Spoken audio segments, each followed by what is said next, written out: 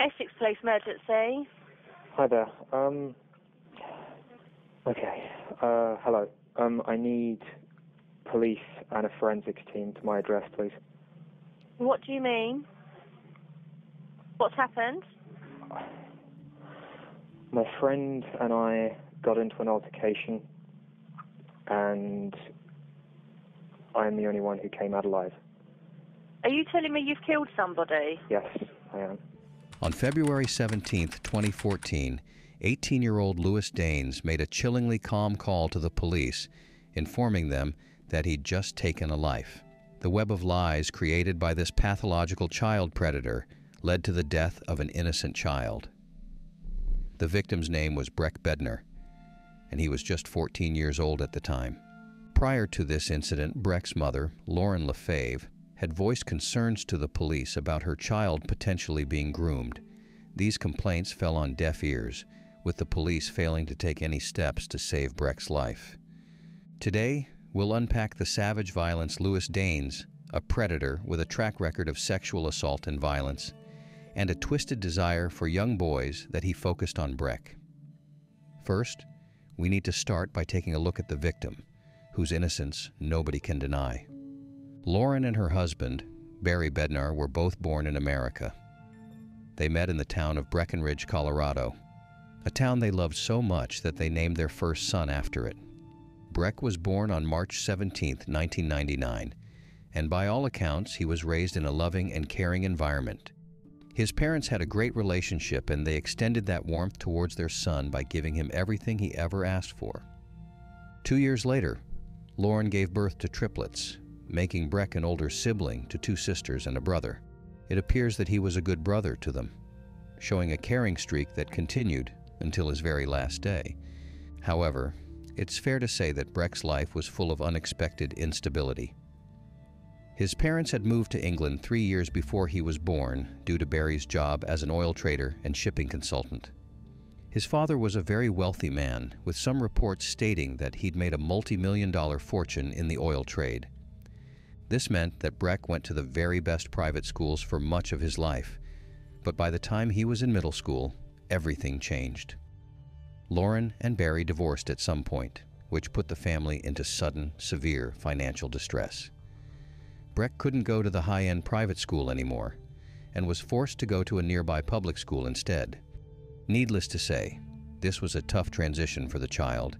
The private school had offered all sorts of perks, like a comprehensive sports program that helped keep him fit. With those programs now out of his reach, Breck retreated into a digital world. He filled his time by playing video games for hours on end, which made his mother concerned for his well-being. It is important to note that Barry seems oddly absent during the last few years of Breck's life. The shift to a public school suggests that Barry wasn't giving his ex-wife and children the same level of financial support anymore, which may have resulted in tension between the former lovers that their children inevitably noticed. Even so, Breck continued to enjoy a relatively stable life with his mother and siblings in the town of Caterham, in Surrey, England. Today's video is sponsored by Aura, and it's a really important time to be talking about them, because hackers may have stolen the social security numbers of every American. Over 2.9 billion records were stolen from National Public Data, which offers personal information to employers, private investigators, staffing agencies, and others doing background checks. These stolen records include a person's full name, address, date of birth, social security number and phone number, along with alternate names and birth date. And members of the hacker group have reportedly released this information for free online. If you weren't taking precautions with your personal information online before, this should be a huge wake-up call. You've never been more vulnerable online than you are right now. But I'm not too worried about it because I use Aura. Aura alerts me if they find my phone number, email, or social security number on the dark web. They're going to let me know fast if anyone tries to use this information to access my credit or bank accounts. They give me up to $5 million in identity theft insurance should the worst-case scenario happen. They also provide a bunch of other features to keep you safe online, all inside one app. You can go to my link aura.com/into the deep to try 14 days for free. That will be enough time for Aura to find out if any of your personal data is exposed. I highly recommend you do this right now, because not only is National Public Data not going to do anything to help you, they probably aren't even going to face any repercussions for this leak. I'm not leaving myself and my family vulnerable to data breaches.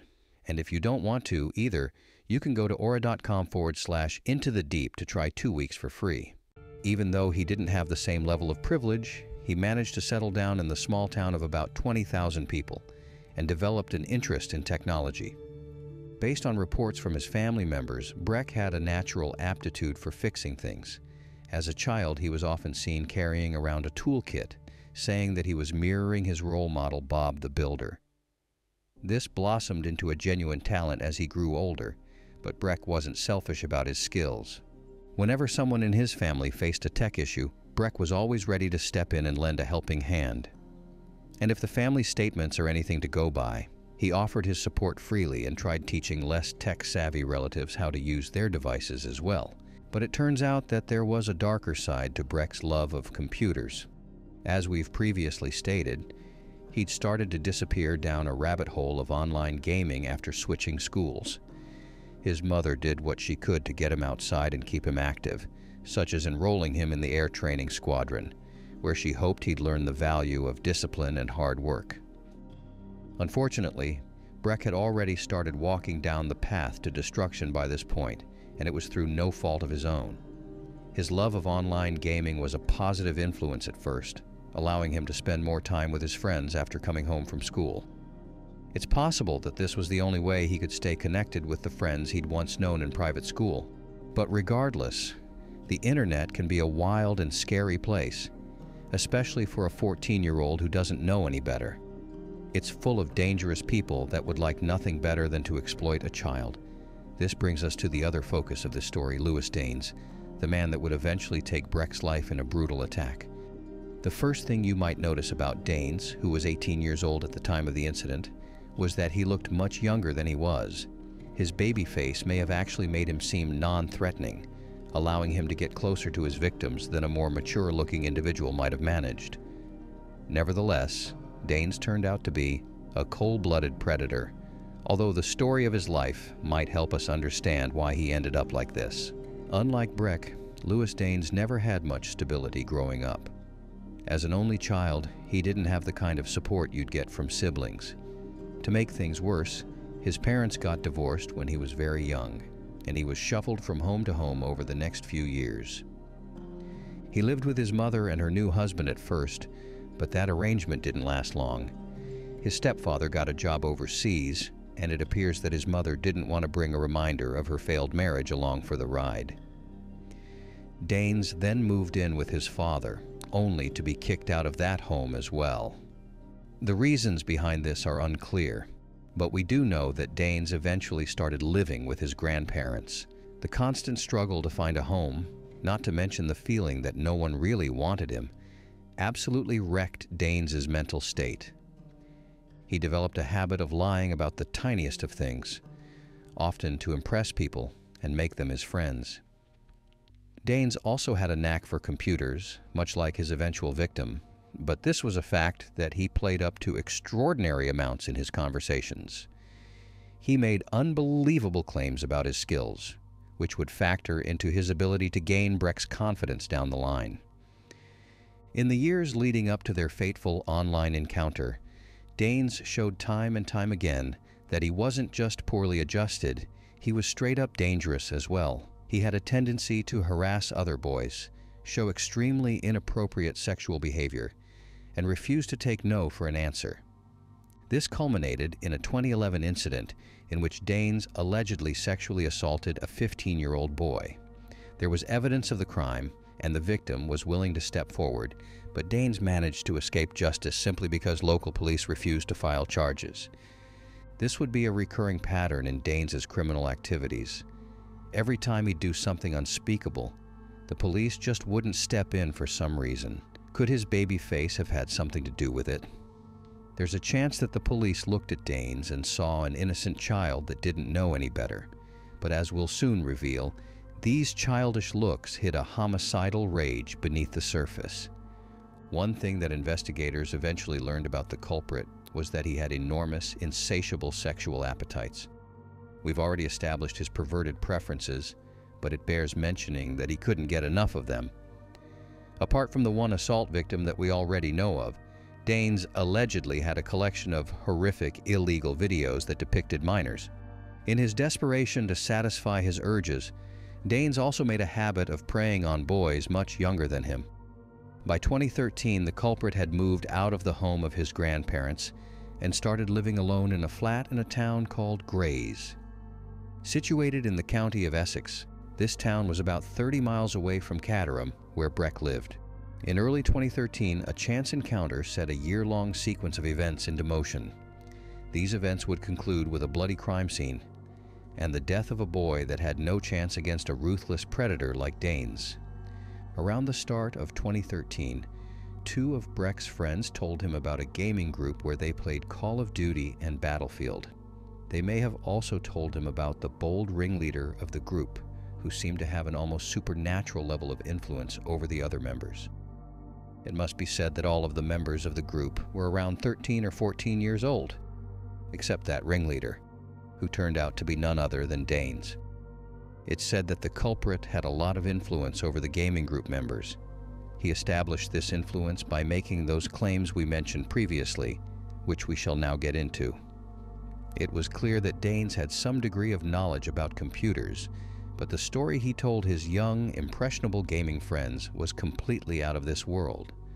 For starters, he claimed that he was a millionaire computer engineer living in New York, and that he earned his fortune by selling software to the U.S. government.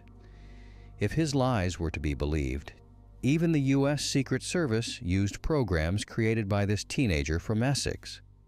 Since the recipients of these lies were so much younger than him, they readily accepted his tales and thought very highly of the ringleader. The fact that he was excellent at playing video games also boosted his reputation, and Breck was swept up in his lies as well. He was especially impressed when Danes claimed to have made $2 million off of Bitcoin, with the culprit further saying that he donated all the profits to Syrian refugees. It's clear that his goal was to establish himself as a great man, someone that these children should admire.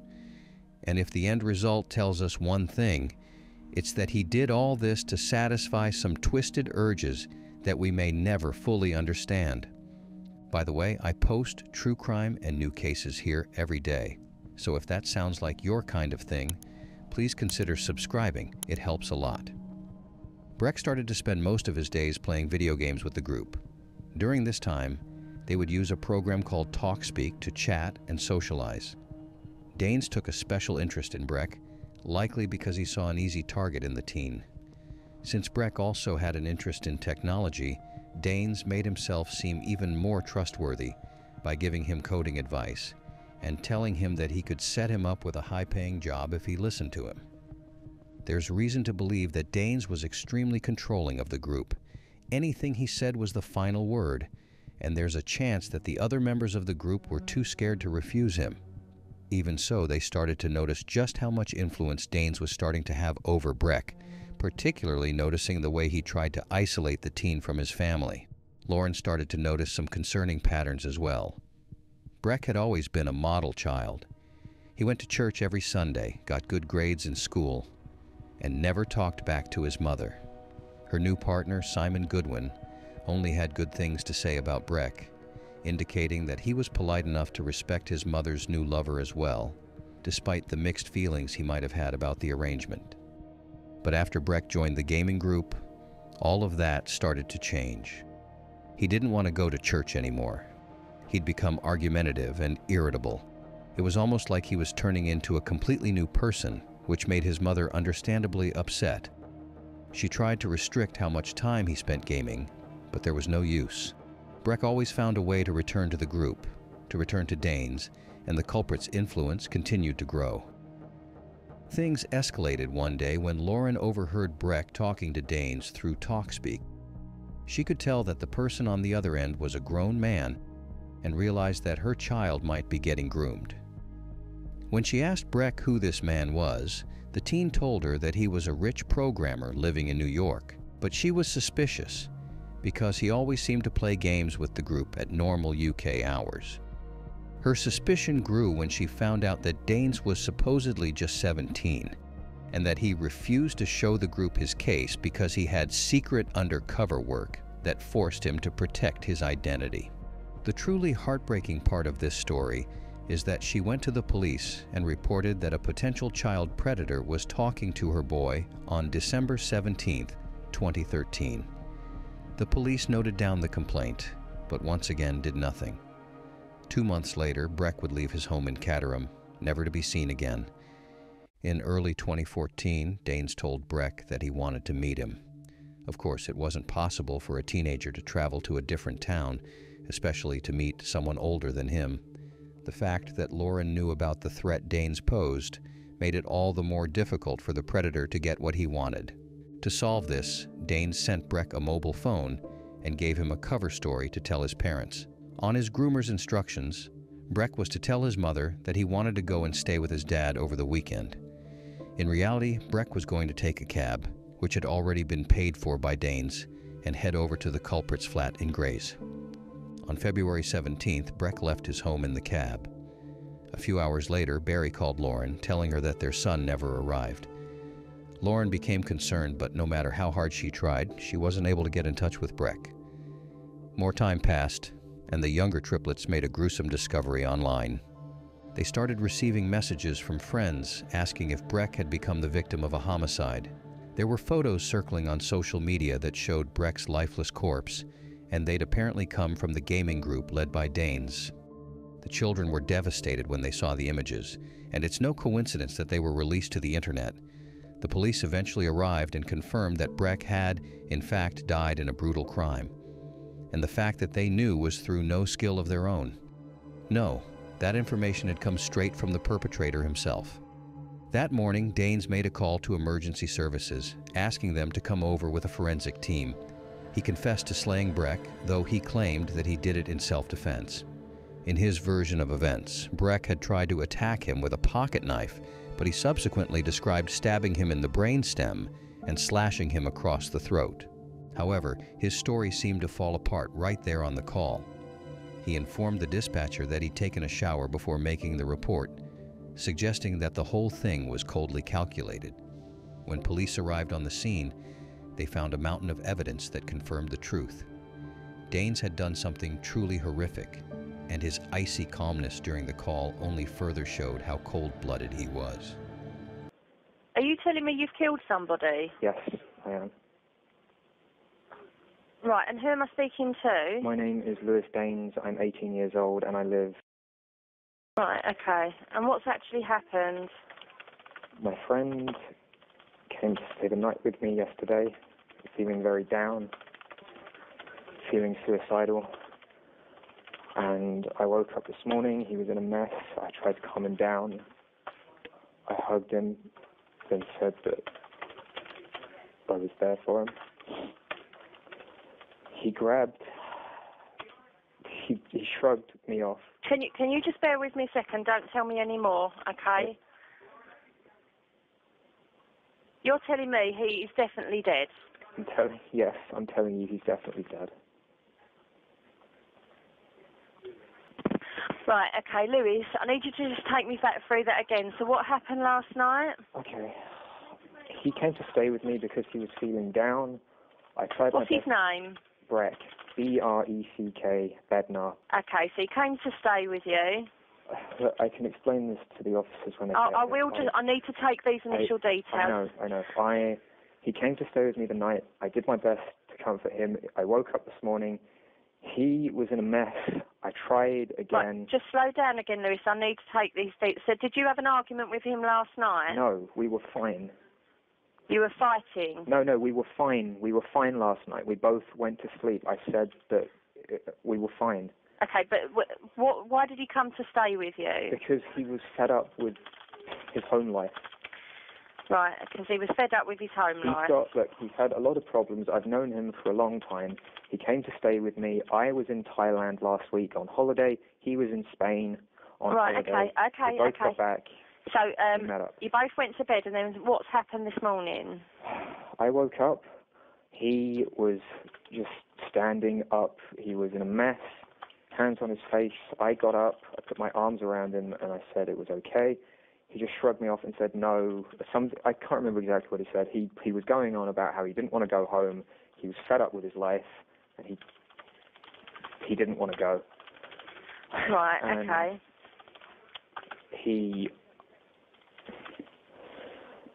I have a penknife on the side of, in my room, adjacent to my bed. I have a chest of drawers.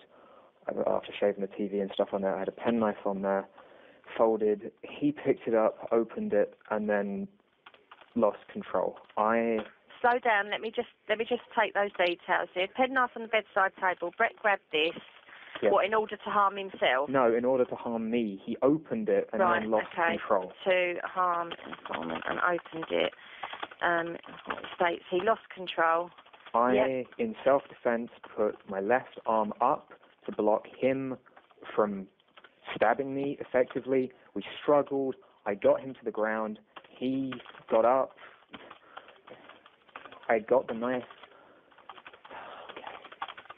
Can you not interrupt me with this part? Okay, go on. Okay. This is being recorded anyway, isn't it? Yep. I grabbed the knife and I stabbed him once in the back of the neck, I believe somewhere near the brainstem. He turned around, he tried to carry it on, and I think I stumbled on my chest of drawers. I fell over. I got back up, backed away, and then I don't remember exactly what happened, but the fight ended with me cutting his throat. I believe I turned around and I slashed his throat. Right. He fell face first on my bed. I tried to stop the bleeding. Yep. He fell onto the floor. Yep. I couldn't stop it. His throat was properly cut. And he's still on the floor? Yes. He fell onto the bed face first. I was trying to compress the wound at that time. And Lewis, are you still in the room where Breck is? No. Where are you? Look, don't interrupt me. Just let me explain this if this is being recorded. I didn't know what to do. I felt like... Right, is the house where you are is where you are and where Breck is, yeah? But you're in another room, are you? Yes, I felt like taking my own life. I don't remember what happened after that. All I know is I dropped the knife in my hallway. I stripped down and just sat in the shower. Right, you've left the weapon in the hallway. Yes. And have spent how long sitting in the shower? I don't know. Look, are the police on their way? I can hear something. They are. Okay, I'm going to go and do my part. Please, thank you for your help. Right, just listen. First, there was the fact that Breck had been tied up with duct tape. When police examined the body further, they saw signs that he'd been sexually assaulted. It seemed as though Breck had had a truly brutal night, and after committing such a heinous act, he'd taken steps to conceal as much evidence as possible. Part of this involved taking a shower to remove the massive amounts of blood. But beyond that, Danes had wiped all of his hard drives and submerged them in water, hoping that this would obscure his perverted sexual history. With so much evidence in his apartment, the police were able to charge Danes with the homicide of a child. He seemed in no hurry to defend himself, pleading guilty to the crime in court and getting sentenced to 25 to life in the process. Circling back to the self-confession, Danes frequently asks the operator not to interrupt him. He knew the call was being recorded. There's a good chance that he saw this as his chance to shine. He wanted the spotlight, to tell his story, to be seen as someone vicious and unstoppable. A decade later, Breck's family is still trying to recover from the loss. Lauren ended up suing the police over their inaction, prompting Surrey police to change how they handle emergency calls. She also started the Breck Foundation to raise awareness around the dangers of grooming. All of this is done in Breck's name, in the name of an innocent life that was inexplicably snuffed out. What do you think of this case? Are the police to blame for not acting sooner? Did Danes deserve a harsher sentence, perhaps without the possibility of parole? We would love to know your thoughts in the comment section. If you like the way we create these videos and you want to help bring more cases like this to light, hit that like button and subscribe for more deep dives. Thank you once again for watching.